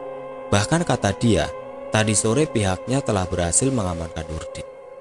"Ya, tadi sore kami berhasil mengamankan lelaki NR yang diduga mengetahui kasus pembunuhan itu. Saat ini masih dalam pemeriksaan sebagai saksi. Rencananya kami juga akan memanggil perempuan DN untuk diperiksa sebagai saksi," jelasnya. Sekira 15 menit kemudian, naskah beritaku sudah selesai. Setelah mengirimnya, aku menuju kasir untuk membayar secangkir kopi pesananku, lalu menuju pulang. Tapi perutku mulai mendendangkan musik kelaparan. Baru aku ingat, ternyata hari ini aku belum makan. Hanya beberapa potong cemilan dan 3 cangkir kopi yang masuk ke perutku. Sebelum tiba di kos, aku singgah di warung makan langgananku, memesan nasi bungkus. Tapi ibu pemilik warung seperti ketakutan saat melihatku. "Nak Iksan, gak ngeboncengin hantu lagi kan?" tanyanya sambil terus memperhatikan sepeda motorku. "Enggak lah Bu, itu kemarin kayaknya dia cuma mau numpang, mau ngikut ke sini supaya ketemu ibu. Mungkin sekarang dia malah tinggal di sini," ucapku sekenanya sambil menakuti pemilik warung. Dia memasang muka masam, tapi tetap menyiapkan pesananku meski sambil ngedumel. "Jangan gitu ah, ibu takut beneran nih," kata dia. Sekilas aku melihat bayangan berwarna biru melintas. Aku menoleh dan ternyata benar dugaanku. Rizka kembali muncul di sini, tapi aku tidak tahu apakah pemilik warung bisa melihatnya. Kali ini sedikit berbeda. Rizka hadir dengan seutas senyum pada bibirnya. Tatap matanya pun terlihat tidak terlalu menyiratkan kesedihan. Aku membalas senyumnya sebelum pemilik warung berbalik ke arahku.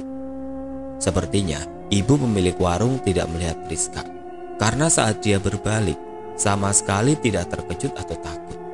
Padahal Rizka hanya beberapa belas sentimeter dari tempatnya berdiri. Bagiku lebih bagus jika dia tidak menyadari kehadiran Rizka.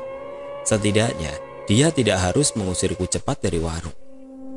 Setelah membayar pesananku, aku pulang dan langsung beristirahat. Tapi lagi-lagi mimpi itu hadir. Nela dan Rizka kembali menemaniku. Kali ini keduanya tampak ceria. Aku tidak tahu tempat ini. Mereka berdua mengapitku dan tiba-tiba aku berada di sini, di dalam ruangan yang bersih dengan dinding berwarna hijau. Di sisi kiriku terdapat semacam peraduan berlapis emas dengan kelambu hijau tipis. Aroma wangi dalam ruangan itu membuatku merasa sangat santai dan nyaman. Tapi bersamaan dengan merasuknya rasa nyaman itu, birahiku meningkat drastis.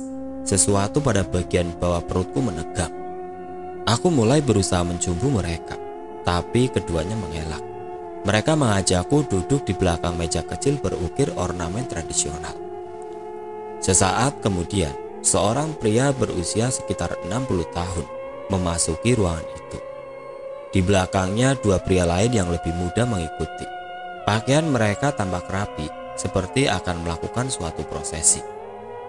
Pria berusia 60 tahunan itu duduk di depanku. Kami saling berhadapan-hadapan. Sementara 2 lainnya duduk di samping kiri dan kanannya. Pria itu mengeluarkan kotak kecil dari kantongnya, yang ternyata berisi 3 cincin perak. Dia lalu meraih tanganku dan menanyakan apakah aku bersedia menjadikan Rizka dan Nila sebagai istriku. Tanpa berpikir lama, aku menjawab bahwa aku bersedia. Toh ini hanya mimpi, pikirku dalam hati. Ini bukan sekedar mimpi, Nak Aksan, ini kenyataan, ucapnya seperti membaca apa yang ada dalam pikiranku. Iya Pak, saya bersedia, ucapku menegaskan. Sah. Dua pria muda di belakangnya spontan menyahut bersamaan. Kemudian pria berusia 60 tahunan yang ternyata seorang penghulu di dunia lain itu memakaikan salah satu cincin perak pada jari manisku. Rasa dingin merambat merasuki seluruh bagian tubuhku. Dua cincin lainnya dipakaikan pada jari manis Nila dan Rizka, seraya mengatakan bahwa kami bertiga sudah sah menjadi suami istri. Ketiganya lalu keluar kamar. Nila dan Rizka mengikuti hingga ke pintu, lalu mengunci pintu kamar itu. Sepertinya, aku tidak perlu menjelaskan secara detail hal-hal yang terjadi di kamar. Yang jelas, setelah keluar dari kamar, tubuhku terasa lelah, tapi bahagia dan puas. Nila dan Rizka pun sepertinya merasakan hal yang sama. Bedanya, mereka lebih sering tersipu-sipu dengan pipi yang merona. Sesekali Rizka menunduk sambil memainkan ujung gaun dengan jemarinya. Aku tahu, ini hanya mimpi. Tapi aku enggan untuk terjaga dan meninggalkan mimpi ini. Jika aku bisa memohon, biarlah aku tetap berada dalam dunia ini selamanya. Seandainya ini kenyataan, aku yakin keduanya pasti akan cemburu satu sama lain. Tapi ini tidak. Mereka bahkan saling bergandengan saat menuju ke arahku. Setelah satu persatu membersihkan diri di toilet, suara azan subuh yang cukup nyaring lebih dari cukup untuk membangunkan tidurku. Jujur aku kecewa karena harus bangun saat aku menikmati bunga tidurku. Sedikit malas, aku beranjak ke toilet untuk buang air kecil dan mengambil air wudhu. Tapi, aku melihat cincin perak melingkar pada jari manisku. Aku memeriksa bagian lain pada tubuhku, sekedar memastikan apakah aku mimpi basah atau tidak. Ada sesuatu yang licin, sepertinya aku harus mandi wajib pagi ini. Seperti hari-hari lain, ritual rutin pagi ini aku lakukan. Mulai dari mandi, buka-buka internet, setrika baju, sampai meracik kopi sendiri. Sekira pukul 08.30, seluruh ritual rutinku sudah kelar. Tinggal persiapan untuk berangkat kerja. Tujuan pertamaku sudah jelas, Mapolres, untuk menanyakan kelanjutan kasus pembunuhan Rizka. Hanya saja aku belum mempunyai bahan pertanyaan. Tapi biarlah, biasanya itu mengalir sendiri saat bertemu narasumber. Seperti kemarin, aku hanya butuh waktu beberapa puluh menit untuk tiba di Mapolres. Selain tidak ada hal menarik sepanjang perjalanan, aku sengaja mempersingkat kisahnya. Aku ingin cerita ini segera selesai, agar kisah selanjutnya bisa segera kubagikan. Setiba di Mapolres, aku langsung menuju ruangan Kasat Reskrim. Sepertinya dia sudah menungguku. Beberapa stafnya terlihat menyiapkan kursi dan meja, serta spanduk yang masih tergulung. Gimana San? Beritamu hari ini eksklusif. Ini ada perkembangan terbaru, tapi belum mau saya sampaikan. Nanti saja jam 10, pas konferensi pers, ucapnya sambil tertawa. Ternyata dia sudah mengundang beberapa teman jurnalis lain melalui grup aplikasi perpesanan instan. Aku baru menyadarinya saat membuka grup itu di hadapannya. Ya udah bang, nggak apa-apa, kataku. Udah fix ya bang, pembunuhnya memang dua orang kan, Sahrul dan Nurdin. Terus Dian tantenya Rizka, perannya sebagai apa? Tanyaku melanjutkan. Dia hanya tertawa menggoda. Dia tahu bahwa aku penasaran dengan kasus itu. Tapi kemudian dia berbaik hati dan menjelaskan motif pembunuhan dan keterlibatan Dian serta Nurdin. Eksekutornya cuma satu, si Sahrul, tapi otaknya si Nurdin. Sementara perempuan DN itu murni sebagai saksi dan tidak terlibat dalam pembunuhan.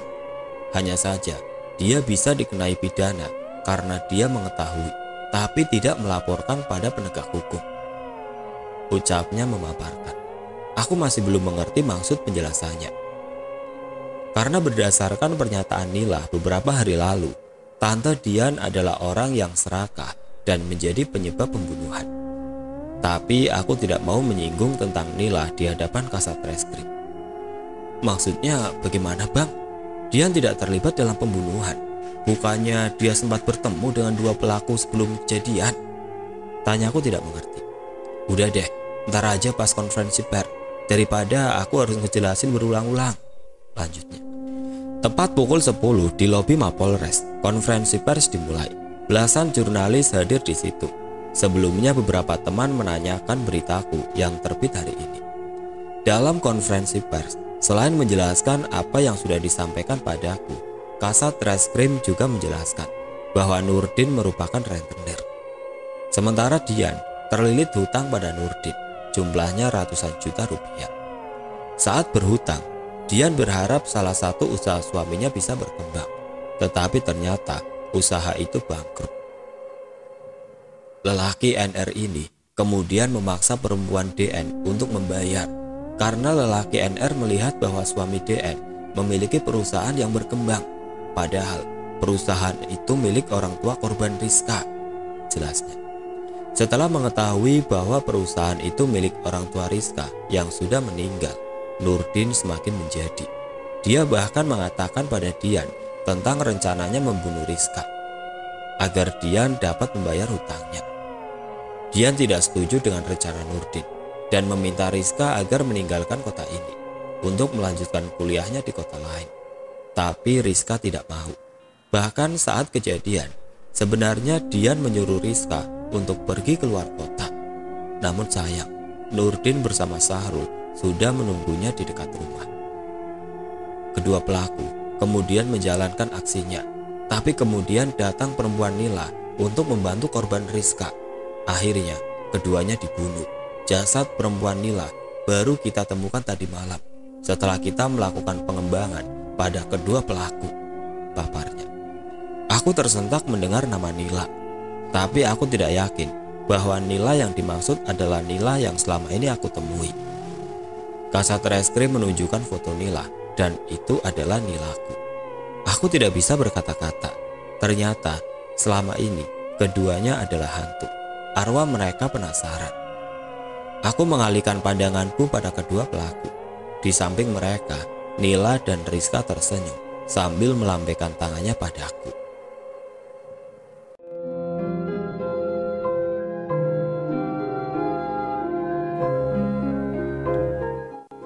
Oke teman-teman, sekian untuk kisah kali ini.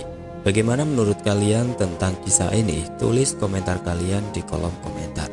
Dan bagi teman-teman yang baru bergabung, jangan lupa untuk like, komen, share, serta subscribe channel ini. Dan nantikan kisah-kisah horor berikutnya tetap di channel Berita Mistis. Wassalamualaikum warahmatullahi wabarakatuh.